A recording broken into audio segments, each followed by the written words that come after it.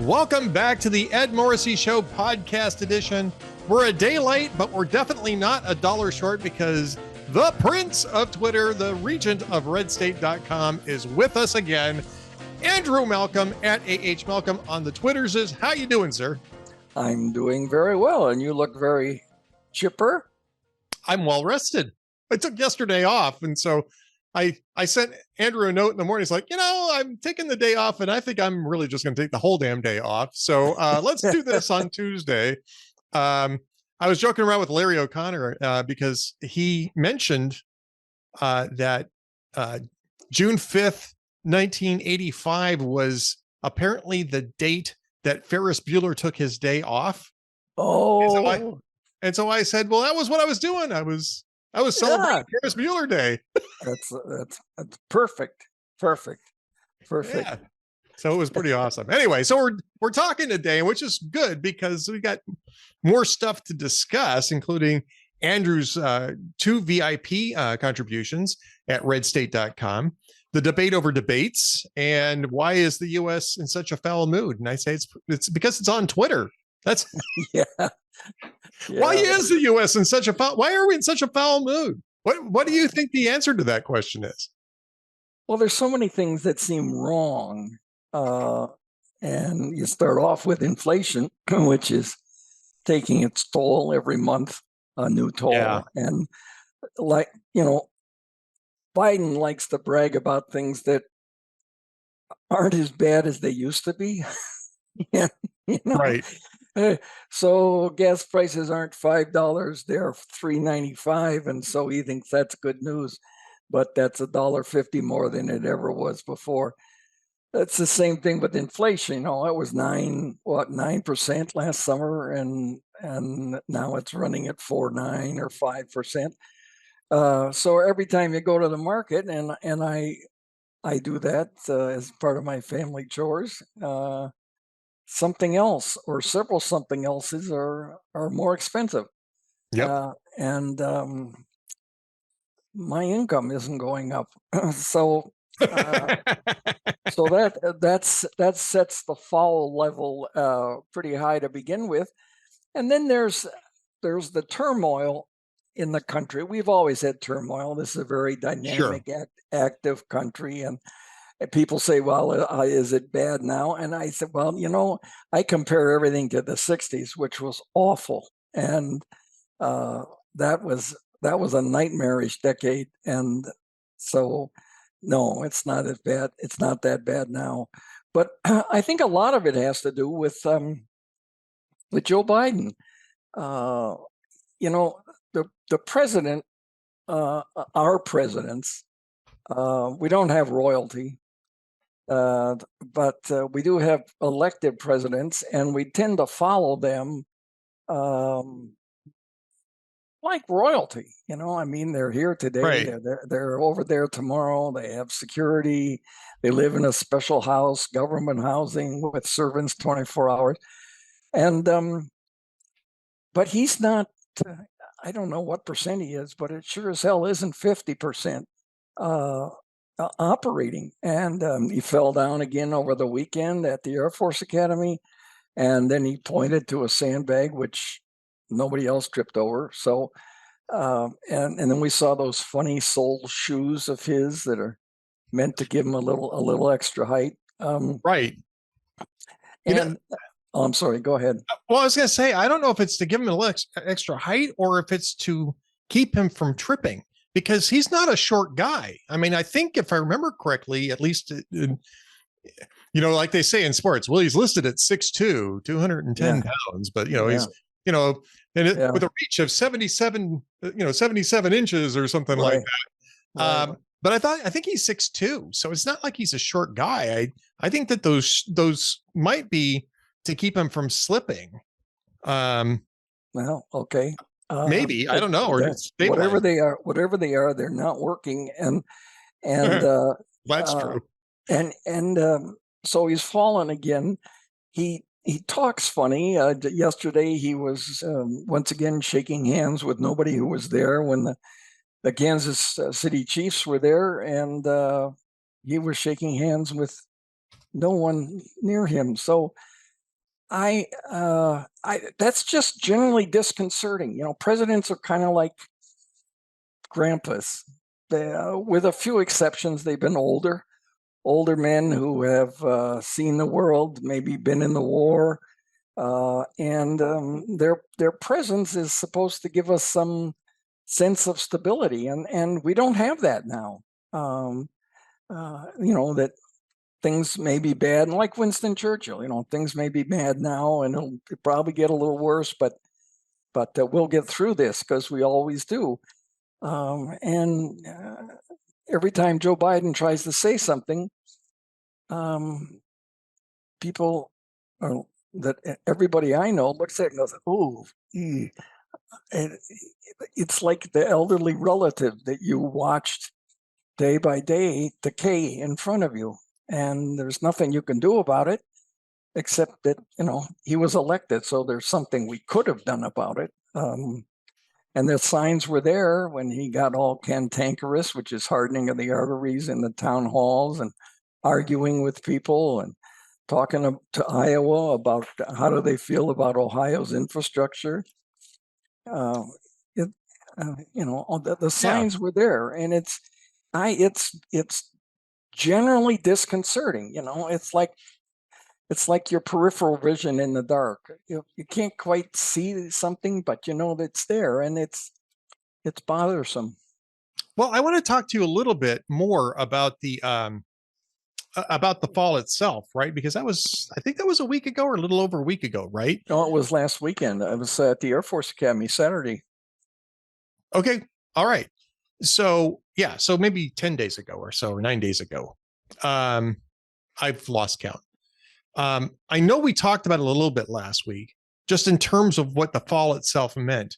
But now I want to talk a little bit about what the coverage of this means, and frankly, or the lack of coverage. Now, in one sense, I can't say I'm surprised that there hasn't been more coverage of this, because I predicted that there wouldn't be more coverage of this, right? I predicted that the national media would look at this and say, we can't possibly make Joe Biden look frail, even though he clearly is. And instead, they rushed to sort of promote the White House line on this, which I hope is true, that he didn't hurt himself and he's fine. I certainly hope that that's the case. But I remember when Donald Trump just slid a little bit on a plane ramp and had to grab, I think it was Mark Milley's hand or arm to stabilize himself, and then slowly walk down the ramp because it was wet. And also because he's in his mid-70s. He was in his mid-70s at the time, too. And the national news media spent days talking about, is he frail to be president? Well, he's a Republican. Anytime a Republican does something like that. Remember Gerald Ford, who was a collegiate athlete, and he slipped on the Air Force One steps. And Chevy Chase made an entire career out of mocking it. Yeah, he was really one of the most athletic presidents we've ever had. I mean, he was exactly athletic star. Yeah. So you can't mock a Republican too much, and if you want to protect Joe Biden, you can't mock him at all. Yeah. Maybe Saturday Night Live, if there's anybody still watching it, but I think they're gone for the summer. But probably. It's predictable that they're going to leap to his defense. But, they have constitutionally protected freedoms, and they're not living up to them. They're supposed to be a watchdog, and they're not. They're a guard dog. And that's disconcerting too. They should be, what is his condition? They should be talking to experts about it, demanding that the White House doctor be there.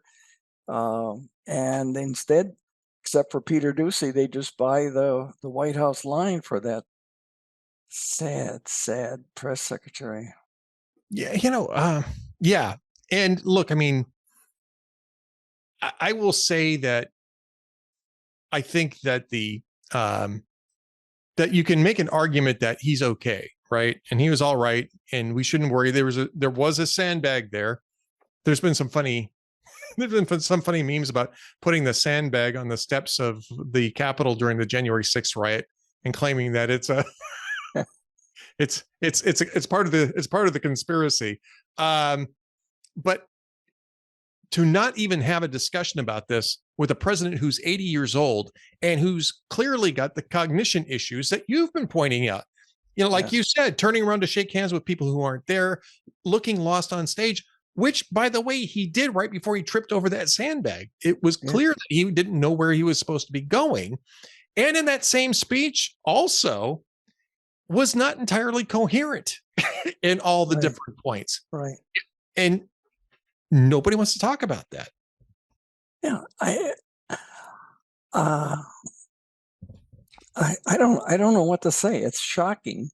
And it's disturbing for the country, because they could help create a glide path for him. They're going to, obviously, if the nominee for Republicans is Trump, they're obviously going to demonize him, and they make that the only realistic alternative is Joe Biden. Wow, I mean, he's turning 81 this year, and he's going to turn, he's going to turn 81. He'll be 82 when he runs for re-election, assuming, by the way, that he actually is running. Well, you've said you don't think he's going to be it, and I don't know why.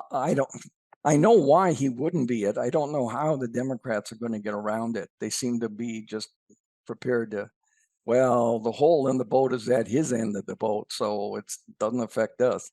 I don't know how they could get rid of him, but they could. He could have. He had a couple of brain aneurysms before. He could have, or they could feign something. I don't know that he'd go along with it, but feign something to give him a gracious exit with great honors and send him off to the beach to fall there. I don't know how they're going to get rid of him if in fact they do, but I can't believe they put him up, because the poll numbers are so awful for him, even among Democrats, and there's no way you recover from that. I mean, and they're not having debates in the primary to protect him, but which is typical. In fairness, that's typical when you have an incumbent president who says he wants to run for re-election. Usually, the party clears the path, and but the guys, well, okay, but I mean, Kennedy is polling at what, 20%, 19%? Yeah, I was just talking to Vince Coglianese about that on WMAL. I mean, really, literally, right before we came on the air, and I honestly think that that's not an RFK Jr. vote. I think that's a not Biden vote, and I mean, it might even make your point even better because of that. You got 20% of the Democrat Party that don't want to vote for Joe Biden, even though he's the current incumbent president of the United States. And I think that that's a real warning sign for Democrats. And it's one of the reasons why they're so keen, Andrew, to make sure that Donald Trump is the Republican nominee. And the one reason why the media wants to make Donald Trump the counter argument to Joe Biden, because if it's Donald Trump, Democrats will turn out just to vote against Donald Trump. If it's somebody else, they may not show up to vote for Joe Biden. Yeah, that's right. Absolutely right. Man, I love it when you say that I'm absolutely right. You have my permission to keep doing that. Since you're the prince of Twitter, it carries a lot of weight. I do it when you are. Of course, that doesn't happen very often, but well, fair enough. So, this is, I think part of the reason why people are unhappy coming into this, and it may, I mean, this is just a gut call on my part. But I think part of the reason why people might be unhappy coming into this thing, Andrew, or right now, is because they're coming into another cycle where it looks like they're going to be asked to choose between the two worst potential choices. for a national election. They had already done Trump Biden once. I don't think voters by and large want either of these guys as their choices in 2024. No, I agree. You're absolutely right, Ed. I got it. I love it. One of the reasons I get away with this is because I just read what Andrew writes, and I say, Andrew, tell us about how smart you were. Oh, yeah, you're very smart. I hate to do that, Ed, but since you insist. So, but the media is definitely a big part of this, right? And they are totally circling the wagons around Biden and the Democrats right now. And I think one of the most amusing parts of this, right, was the after the outcome of the debt ceiling deal. And we talked a little bit about this last week, not so much about the media part of this, but they finally get the debt ceiling deal passed, just the way I said it would. They get down to the last minute. Suddenly, everybody would find a compromise that would piss off people, but they vote for it overwhelmingly because nobody really wants to get stuck with this. Nobody wants to be the turd in the punch bowl when it comes to a technical default, and then everybody would find a way to move on, right? But it was clear that Kevin McCarthy won this particular battle. Now, he didn't get a ton of concessions, but the fact that there were negotiations at all was a humiliation for Joe Biden, who insisted for 97 days that he would not negotiate any terms for a debt ceiling deal, even after the House passed a debt ceiling increase with spending cuts attached to it. And he wasn't going to negotiate, and he had to eat his words and give, and hammer out some concessions with Kevin McCarthy to get this thing passed in both chambers of Congress. And the New York Times, I swear to you, comes out. I don't have the tweet anymore. It's not in front of me, but their tweet and their headline was something about, Joe Biden bolsters his reputation as a deal maker in debt ceiling win. It's like, they're not going to call him out. Kidding me. Yeah. Yeah. I mean, they see him fall and, well, it's okay. He wasn't hurt. Honestly, I don't care if he was hurt. It shows that he's incompetent, physically incompetent. Yeah. And so I get, strange for me to say, but sometimes I get at a loss for words. You just sort of watch it, and the emperor is clearly naked, and no one else is seeing it except you and I. Well, that's right. That's because we're smart.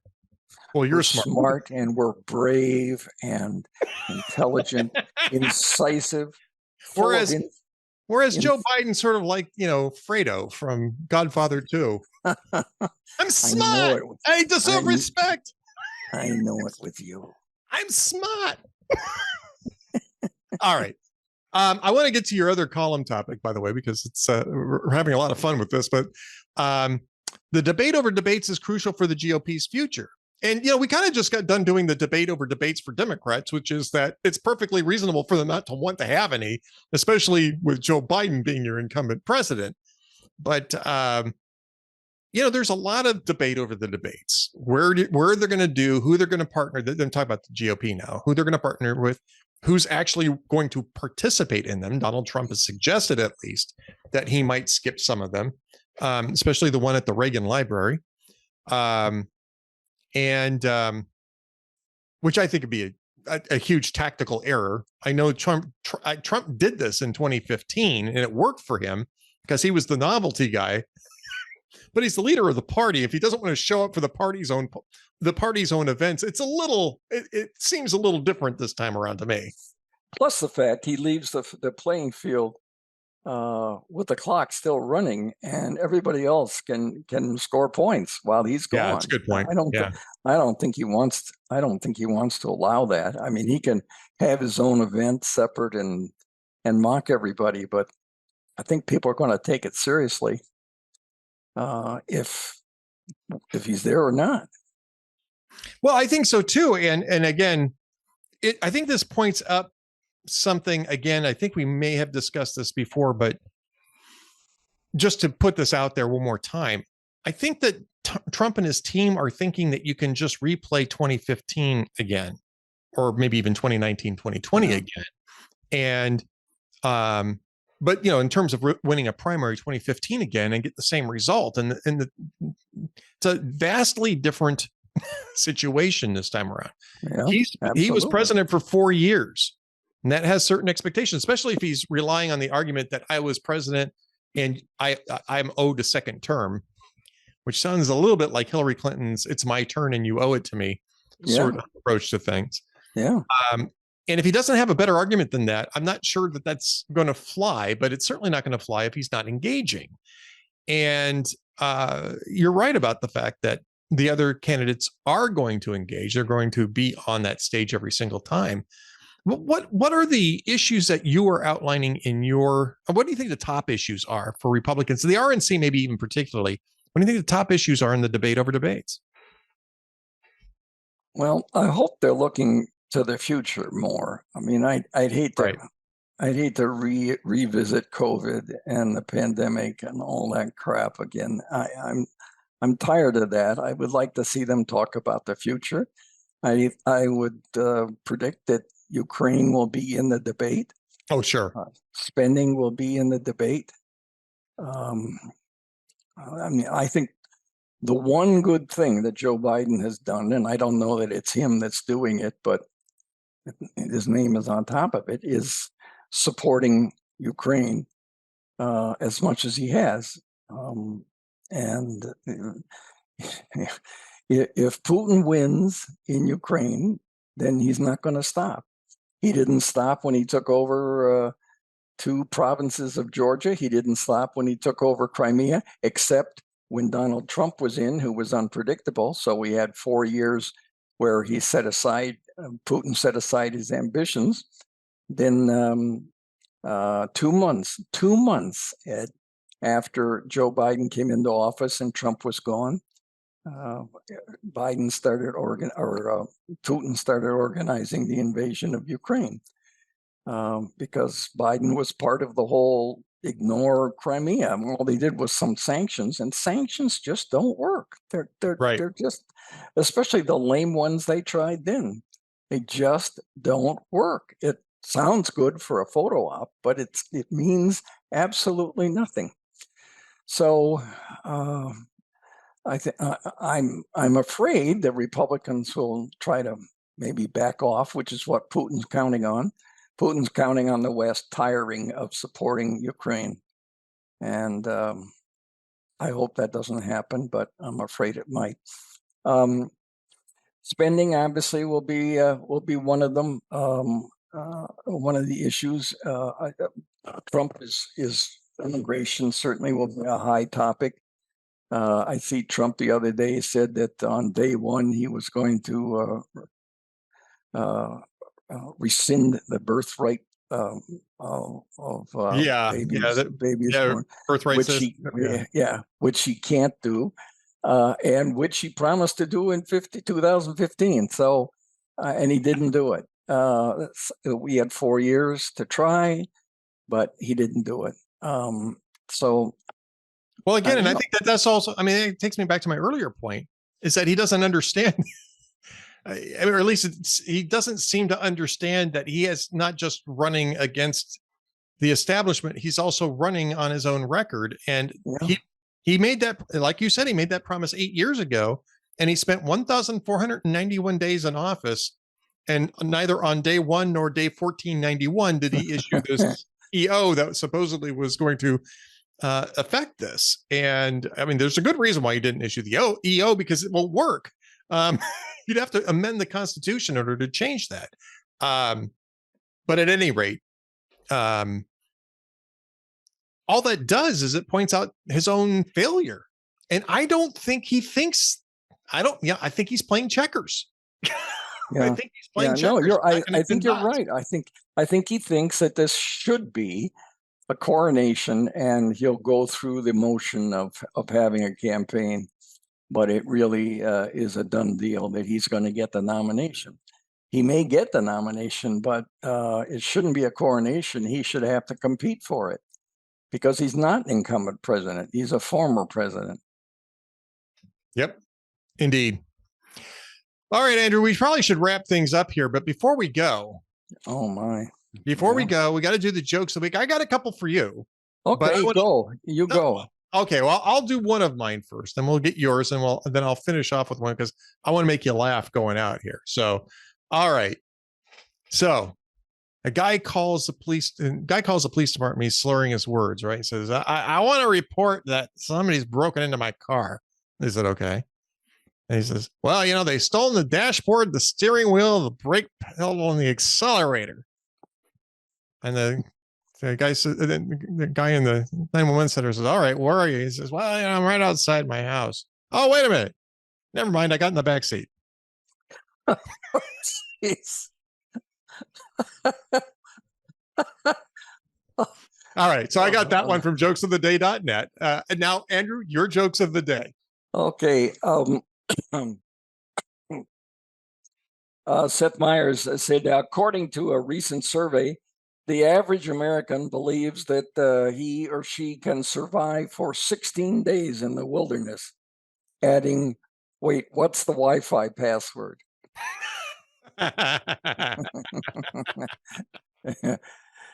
Yeah. One of my sons is in the military, and he had to go through a special ops training, and they have to go in the wilderness and survive on what they can find. And and it was raining. That sounded like a nightmare to me. So I think whenever we have a thunderstorm, I usually say to my wife, well, I think I'll sleep inside tonight. Let's see. This is an old one. Seth Meyers said that Joe Biden misspoke during his visit to Michigan, referring to his father, who was a salesperson at an auto dealer, as a coal miner. I'm sorry, but how the hell do you mix those two up? That's like saying, and my mom was a homemaker. Oh, wait, astronaut. It's true. It's true. Yeah. He wants to identify so much. Yesterday, when he had the Kansas City Chiefs there, he started reminiscing about his short football career as a freshman in college, and his mommy made him quit because his grades weren't good. So I mean, how do you get up in front of professional athletes that just won the Super Bowl and talk as if it mattered what you did when you were in college football?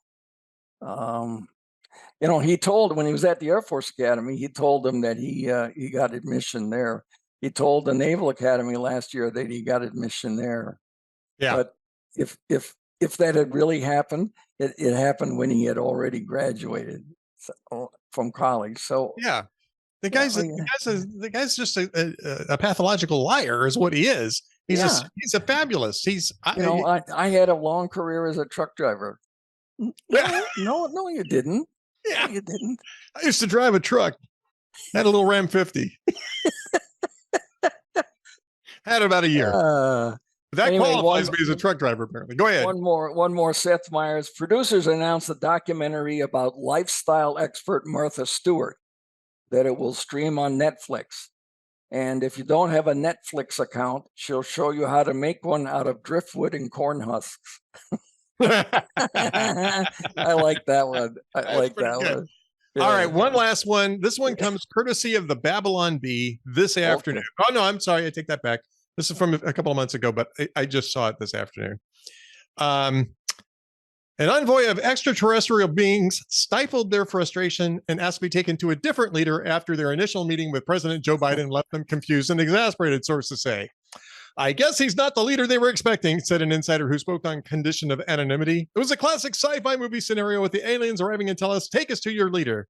We quickly set up a meeting with President Biden and things went downhill from here. The aliens were already asking why we kept shooting down their peace offering balloons containing Hickory Farms cheese and sausage gift baskets. But I guess it really started to get bad when the lead alien put out his hand to greet the president and Joe bent down and bit the creature's finger. I love the Babylon. That's a traditional summertime greeting in Delaware, to bite the hand that's shaking your Oh yeah. That's that's what all ex coal miner, truck driver, football playing, Air Force and Naval Academy Graduates. graduates do.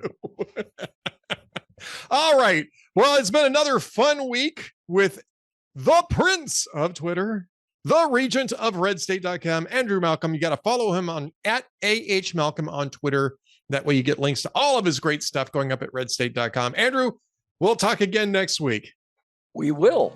Thank you, Ed, and thank you, everybody. See you then. See you then.